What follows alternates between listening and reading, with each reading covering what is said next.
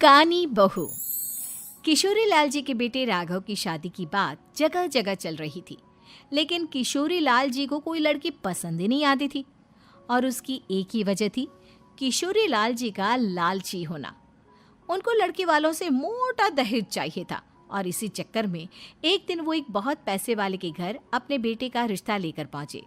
उस आदमी का नाम था ओम प्रकाश।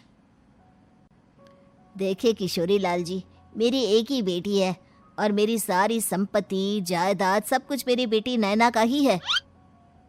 पापा, नाम से लगता है बहुत खूबसूरत होगी। कितना अच्छा नाम है ना, नैना। ओ, वैसे बात तो सही है आपकी। अब इतना पैसा है, जमीन जायदाद है, इकलौती बेटी, आप भी क्या करेंगे? सब कुछ उसे ही देंगे ना। बिल्कुल ठीक पहचाना आपने। बस बेटी की शादी और सारी जायदाद उसके नाम। पापा, बिना देखे हाँ कर दीजिए ना।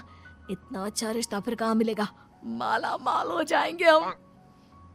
मैं अपनी बेटी को बुलाता हूँ। अरे नहीं नहीं नहीं नहीं, आपकी बेटी का नाम नैना है, सुनकर ही लगता है बहुत सुंदर होगी। रहने दीजिए अंकल, मैं तो आपकी बेटी के नाम से ही इतना खुश हो गया हूँ कि उसे बिना देखे शादी करने को तैयार हूँ। अब तो मैं उसका चेहरा सीधे शादी के बाद ही देखूंगा। और इस तरह राघव नैना का चेहरा नहीं देखता और उससे शादी कर लेता है। शादी के बाद अपनी सुहाग रात पर जब राघव नैना का घूंघट उठाकर देखता है तो नैना की आंखें बंद थी। कितनी खूबसूरत हो तुम नैना, जरा अपनी आंखें खोलकर मेरी तरफ देखो तो सही। नहीं, मुझे शर्म आती है। अरे, मैंने तुम्हें शादी से पहले भी नहीं देखा, और अब अगर तुम आंखें खोलकर मुझे देखोगी भी नहीं तो मुझे अच्छा कैसे लगेगा? इससे पहले कि नैना अपनी आंखें खोलकर राघव की तरफ देखती, अचानक से लाइट चली गई और राघव नैना को पूरी तरह से देख भी नहीं पाया। अगली सुबह नैना राघव के लिए नाश्ता बनाकर लेकर आई। अरे ये क्या, आधा पराठा सीका हुआ है और आधा बिल्कुल कच्चा। ये तुमने क्या किया नैना? बहू, तुमने क्या आधा पराठा तवे से नीचे लटका कर रखा था, जो आधा सिका है और आधा कच्चा? मुझे जितना दिखेगा उतना ही तो सीखूंगी ना पापा जी। जहाँ जहाँ मुझे नजर आ रहा था वहाँ मैंने सीख लिया, जहाँ जहाँ नहीं दिखा वहाँ कच्चा रह गया होगा। इसका क्या मतलब है? ये कैसा मजाक कर रही है तुम? अरे बहू, तुमने इतना लंबा घूंघट क्यों लगाया हुआ है? देखो, हमारे घर में बहुओं को बेटी की तरह रखा जाता है, और फिर तुम तो इतना सारा माल लेकर आई हो। देखो, ये घूंघट डालकर रखने की कोई ज़रूरत नहीं है। हाँ नैना, पापा जी ठीक कह रहे हैं, तुम तो आराम से रहो, अपना ही घर समझो। नैना अचानक से अपना घूंघट उठा लेती है। अरे ये क्या पापा, नैना की तो एक आंख फूटी हुई है। नाम से नैना, लेकिन ये तो कानी बहू निकली। मेरे साथ धोखा हुआ है, धोखा। बिना दिखाए अपनी कानी लड़की मेरे संग ब्याह दी। मुझे कानी बीवी नहीं चाहिए। मुझे अभी ओम प्रकाश जी से बात करनी पड़ेगी। आखिर उन्होंने मेरे साथ ऐसा किया क्यों? अरे, आप लोगों ने ही तो पापा से कहा था कि आप लोग शादी से पहले मुझे देखना नहीं चाहते। अब मेरे पापा पर क्यों इल्जाम लगा रहे हैं? अरे लेकिन उन्हें बताना तो चाहिए था ना कि तुम कानी हो, एक आंख से तुम्हें दिखाई नहीं देता। किशोरी लाल और राघव नाराज होकर ओम प्रकाश को अपने घर बुलाते हैं। पापा जी, ये आपने क्या किया? शादी से पहले बताया क्यों नहीं कि नैना की आंखों में परेशानी है? अरे, आप ही ने तो लड़की देखने से मना कर दिया था। अरे लेकिन आप बता तो सकते थे। आपको तो हमारी बेटी की प्रॉपर्टी चाहिए थी, वो भी पूरी की पूरी। अब क्या हुआ अगर उसे आधा दिखाई देता है? प्रॉपर्टी तो आपको पूरी मिल गई ना। अरे ये क्या बात हुई? मेरी शादी प्रॉपर्टी से नहीं, आपकी बेटी से हुई है।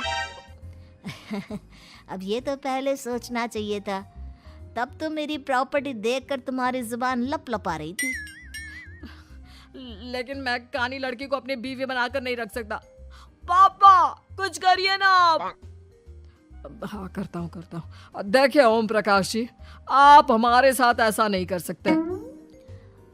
और तुम देखो, अगर तुमने मेरी बेटी से शादी तोड़ी ना, तो जो भी प्रॉपर्टी मैंने तुम्हें दी है वो तो पूरी की पूरी वापस ले ही लूँगा, और आधी प्रॉपर्टी तुम्हारी भी लूँगा। अरे मेरी आधी प्रॉपर्टी भला क्यों लेंगे आप? इसलिए क्योंकि मेरी बेटी को आधा नज़र आता है और उसकी नज़र अभी तक तुम्हारी आधी जायदाद पर ही पड़ी है। अब तुम उसे घर से निकालोगे तो कुछ तो लेकर जाएगी ना। और अगर हम आपकी बेटी को अपने घर की बहू बना कर रखे तो? तो तुम्हारी पूरी प्रॉपर्टी तुम्हारी ही रहेगी, और जो मैंने तुम्हें दिया है ना, उसमें से बस मैं आधा लेकर जाऊंगा। अरे लेकिन अब आप अपनी दी हुई प्रॉपर्टी में से आधी वापस क्यों लेकर जाएंगे? अगर मैं आपकी बेटी को अपनी पत्नी बनाकर रखने को तैयार हूं तो? इसलिए ताकि भविष्य में अगर तुम मेरी बेटी को धोखा दो तो उसके पास कुछ तो रहे जो पति का हो। वैसे मेरे पास तो बहुत कुछ है, लेकिन अपने पति की कोई निशानी तो उसके पास होनी चाहिए ना। अब अगर तुमने मेरी बेटी को कानी कहा तो तुम्हें प्रॉपर्टी भी कानी ही मिलेगी, पूरी नहीं। जमाए राजा। किशोरी लाल और राघव समझ चुके थे कि वो बुरी तरह फंस चुके हैं और अब उनके पास वहां से निकलने का कोई चारा नहीं है। अब समझ में आया ना, लालच बुरी बला होती है। एक तो तुम्हें प्रॉपर्टी मिली, ऊपर से बीवी मिली, उसमें तुम्हें नखरे भी दिखाने हैं। आए बड़े, चुपचाप बैठो दोनों। कुछ दिनों के बाद नैना राघव की कार लेकर बाजार घूमने निकलती है और जब कार लेकर वापस आती है, ये क्या? एक तरफ से मेरी गाड़ी पूरी खराब हो चुकी है। लगता है तुमने मेरी गाड़ी को किसी दूसरी गाड़ी के साथ एक्सीडेंट किया है। अरे अरे कितना बड़ा नुकसान कर दिया तुमने बहू। वो क्या है ना पापा जी, मुझे एक आंख से दिखाई नहीं दे रहा था, सामने से गाड़ी आ रही थी। मुझे तो सिर्फ आधा ही दिखाई दिया और वो गाड़ी मेरी कार से रगड़ते हुए निकल गई। अब मैं क्या करूं बताओ? आप इसे ठीक कराने के पैसे कौन देगा? तुम्हारे पापा? तुमने मुझसे इस तरह से बात की? अभी रुको। नैना राघव की शिकायत ओम प्रकाश को कर देती है। देखो राघव, अब जो मेरी आधी प्रॉपर्टी तुम्हारे पास थी ना, उसमें से आधी और मैं लेकर जाऊंगा, क्योंकि तुमने मेरी बेटी को डांटा।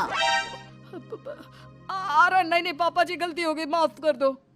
गलती की तो कोई गुंजाइश ही नहीं। अगली बार मेरी बेटी को डांटा तो बची हुई आधी में से आधी और ले जाऊंगा।